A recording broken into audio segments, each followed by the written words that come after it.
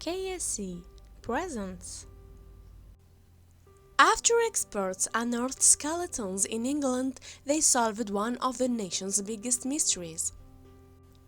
It's 2004, and the wind sweeps across the barren field not far from England's southeast coast.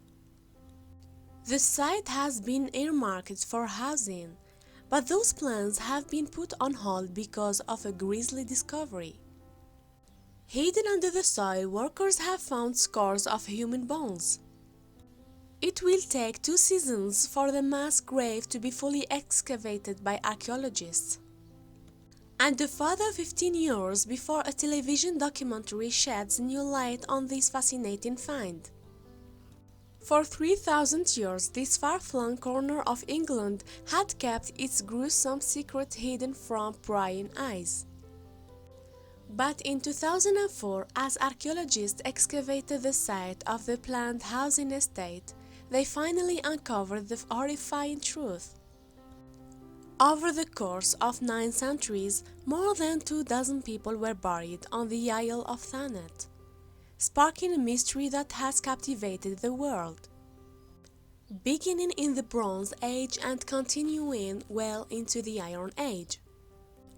The people of the Isle of Thanet laid both adults and children to rest in the mass grave. However, this was no convenient arrangement to dispose of bodies after war or disease. According to archaeologists, some of these remains had been deliberately arranged as part of some long-forgotten ritual or rite. In the years since the discovery, researchers have theorized about the reasoning behind these ancient burials. Then, in January 2020, a documentary aired on the British television network Channel 4. In it, a team of experts stalked through the fascinating discovery and revealed some incredible insights into the distant past. Located in the English county of Kent, the Isle of Thanet is a spit of land that juts out into the Atlantic Ocean. Today, the name is a misnomer, as the area is connected to the mainland by a strip of land. However, as recently as 600 years ago, the remote spot really was cut off from the rest of Britain. On this once island sits a place known as Cliffs and Farm, some 2.5 miles west of the seaside town of Ramsgate. And back in 2004, a local company was preparing to build an estate of luxury houses on the land. But before it could begin work on the project, Millwood Designer Homes needed to take a closer look beneath the surface. On the Isle of Thanet, researchers have found evidence to suggest that the region was inhabited as far back as the Stone Age. And as such, it's common for developers to conduct archaeological surveys of any new site. At Cliffs and Farm, those in charge decide to call in the team at Wessex Archaeology to carry out some excavations. According to the team, it wasn't the first time that Cliffs and Farm had yielded some interesting historical finds. Apparently, previous investigations revealed that the site had been inhabited for thousands of years, dating back to at least the Bronze Age. Then, about a century later, an early Saxon settlement had been established at the same location. Beginning in 2004, however, archaeologists uncovered the true extent of ancient activity at Cliffs and Farm, and as well as a number of enclosures dating back to the Bronze Age. They discovered a cemetery associated with the Anglo-Saxon people. Moreover, they also found evidence of 6 monuments known as boroughs at the site. However, the real star of the show was the mass grave that archaeologists discovered at Cliffs and Farm. Thought to date back to the Bronze Age, the mortuary site is believed to have been in use until the Iron Age, spanning a period of roughly 900 years. There, experts discovered the remains of 23 individuals. What really got people talking, however, was the unique positioning of these human remains. Apparently, they had been carefully arranged in specific poses before being buried beneath the ground. And while some of the skeleton remained whole, others had been separated into individual piles of bones. But that wasn't all. In addition to the human remains, archaeologists also discovered that a number of animals had been buried at the site. Apparently, this included the partial or entire carcasses of cows, lambs, and horses. And alongside these various bones, a collection of ancient artifacts had been deliberately arranged. Interestingly, these weren't the only things discovered alongside the human remains at Glyphs and Farm. Apparently, a number of grave goods were also found inside the burial pit, and as well as weapons such as shields and spears. Archaeologists also uncovered beads, brooches, and other decorative items. Initially, archaeologists reported that the oldest of the individuals buried at the site was 55, while the youngest was 6. And in a shocking twist, it soon became clear that the remains had been subjected to a number of gruesome practices. In some cases, for example, the organs and flesh of the deceased had been removed. With the help of English Heritage, the charity which looks after historic sites, researchers were able to date the remains using sophisticated radiocarbon techniques. And soon, a fascinating narrative began to emerge. However, it wasn't just the age and arrangement of the Cliffs and Farm skeletons that made them unusual. Amazingly, researchers also discovered that some of the people buried at this site had traveled from far and wide to reach the Isle of Thanet. And while it might seem difficult to believe, the experts were able to establish that fact just from looking at their teeth. Apparently, it's possible to trace journeys with amazing accuracy by analyzing the oxygen and strontium isotopes in enamel. According to experts, these isotopes come from drinking water and can be used to trace humans to specific parts of the world. In this case, for example, analysis revealed that 9 of the individuals found at Cliffs and Farm came from the surrounding area. However, a number of others came from much farther afield.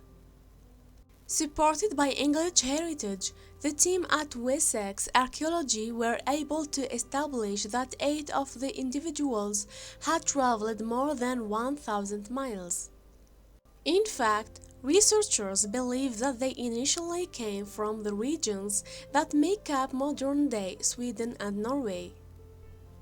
Meanwhile, an additional 5 sets of remains were traced to a different part of the world. In this case, experts believe that the individuals came from somewhere in the Western Mediterranean, such as Spain or perhaps even North Africa. According to the editor of the journal British Archaeology, it was a fascinating discovery. This is the first burial site of its type that we found. And it reveals that Britain was always part of a bigger landscape that includes most of Europe. Mike Pitts told the Daily Mail newspaper in 2013. In another startling development, archaeologists discovered that some of these migrants had traveled to the Isle of Thanet when they were just children. In fact, some began the journey at the tender age of 3, while others would have been as old as 12. But what could have inspired these people to journey so far, and why did they meet such a gruesome end? For many years, the truth about what happened at Cliffs and Farm remained a mystery. Then, in January 2020, a documentary aired on Channel 4, a British television network, entitled Bone Detectives: Britain's Buried Secrets. The program was the first in an 8-part series exploring archaeology in the British Isles. Unusually for a history documentary, the series featured a presenting team made up of 3 women, and as well as Raksha Dev, an archaeologist. The lineup also boasts Carla Valentine and Tori Herridge, a mortuary technician and a paleontologist respectively. For their first foray into Britain's forgotten past, they focused on the excavations at Cliffs and Farm. Specifically, the documentary focused on one particular grouping of skeletons found at the site, speaking to Herridge, Dr. Jackie McKinley, an osteoarchaeologist with Wessex Archaeology, explained. The really interesting ones were the 6 in situ ones that were associated with the pit, 5 of which were in the base. According to researchers, this group of 5 skeletons consisted of an older woman, 2 juveniles, and 2 additional individuals. And while they were not able to determine the gender of the children at first, they eventually established that both were female. In fact, the entire group was made up of women. Of particular interest, it seems, was the skeleton belonging to the mature woman, and while experts had previously placed her age at about 55, they revealed in the documentary that she may have been far older. In fact, according to Herridge, she was the eldest of all the individuals discovered at Cliffs and Farm. This is the eldest of the individuals that we had. She was the primary deposit, the first to be deposited at the base of this pit and buried there. Herridge explained, she was certainly over 55 years of age. It's quite difficult to age people when they get to that kind of age, because you are going on degenerative processes. Given the condition of her bones, however, it seems likely that this individual was very old indeed. And considering the average life expectancy of a person living in the Bronze Age, this in itself would have been quite a remarkable feat. But what happened to this woman at Cliffs and Farm? And how did she end up buried in a pit alongside 4 other unfortunate souls? According to Herridge, the woman is unlikely to have died a natural death. Usually we can't tell what people die of. There aren't many acute diseases that affect the bone, but in this instance I know exactly how she died. Apparently, the 3,000 years old skull reveals the horrible truth. This individual was slaughtered with sword. Afterwards, the woman's body had been deliberately arranged in a tableau that remains quite baffling to this day. With her left hand, she held a piece of chalk close to her face, as if she were about to smell it or even put it in her mouth. Meanwhile, her right hand pointed in the southwesterly direction.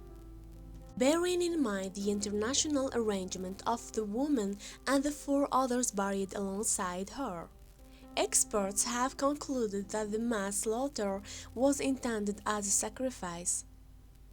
In fact, it's believed that the older woman was intentionally selected as an offering due to her prominent place in the community.